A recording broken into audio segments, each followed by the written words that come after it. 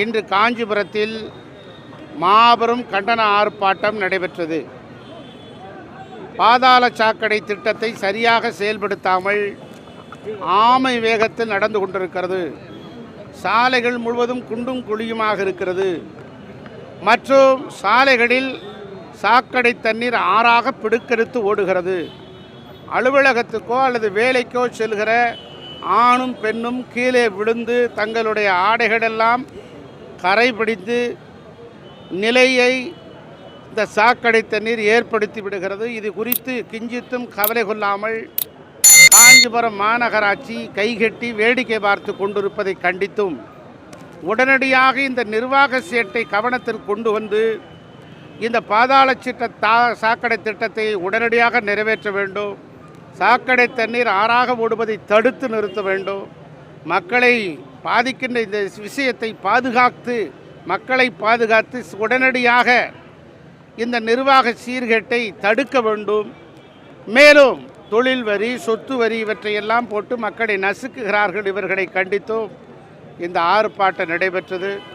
இந்த ஆர்ப்பாட்டத்திற்கு ஆயிரக்கணக்கானவர்கள் பொதுமக்கள் வந்தார்கள், கழக நிர்வாகிகள் வந்தார்கள், நடுநிலையாளர்கள் வந்தார்கள் என்பதை இந்த நேரத்திலே தெரிவித்துக் கொள்கிறேன்.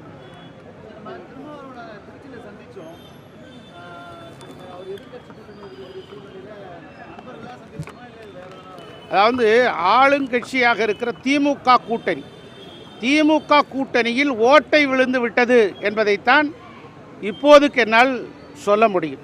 இது முதல் கட்டம். அடுத்தடுத்த கட்டத்தில் நீங்கள் பார்க்க போகிறீர்கள். நான் உங்களுக்கு ஒரு அடிக்கோடிட்டு காட்டியிருக்கிறேன். திமுக கூட்டணியில் ஓட்டை விழுந்து விட்டது.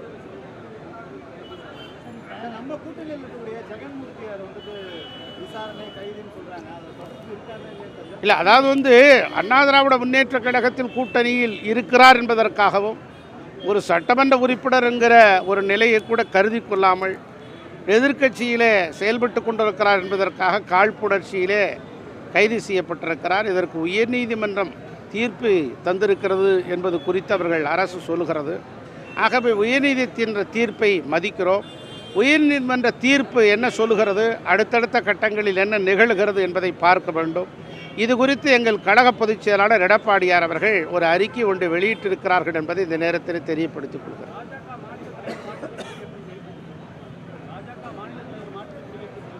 இல்லை, பாஜகவுடைய செயல்பாடு குறித்து நாம் கருத்து சொல்ல இயலாது. நல்ல முறையில் செயல்பட்டு கொண்டிருக்கிறார்கள்.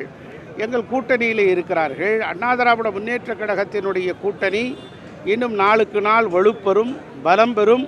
பல பேர் வருவார்கள். இது குறித்தெல்லாம் விரைவாக நம்முடைய கழக பொதுச் செயலாளர் உங்களிடத்தில் கருத்து சொல்லுவார்.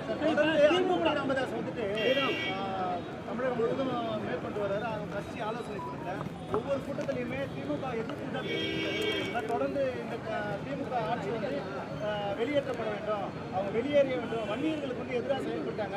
10.5% அதிமுக கொடுத்தாலும் இதுக்கு 4 வருஷமா நமக்கு நம்பிக்கை துரோகம் செஞ்சுட்டாங்க. தொடர்ந்து திமுக எதிராக குரல் எழுப்பினாலும் நம்ம கூட்டணி வரதுக்கு வாய்ப்பு இருக்காது. இல்லை, கூட்டணி குறித்தெல்லாம் எங்கள் பொதுச் செயலாளர் முடிவு செய்வார்.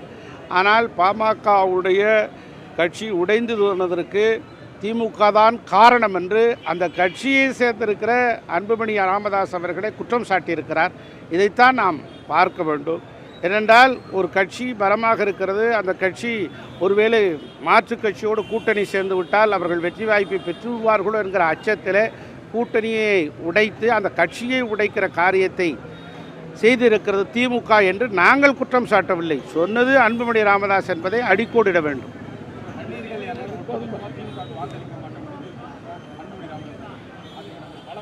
இல்லை, இதெல்லாம் தேர்தல் நேரத்தில் பார்த்து கொள்ளலாம்.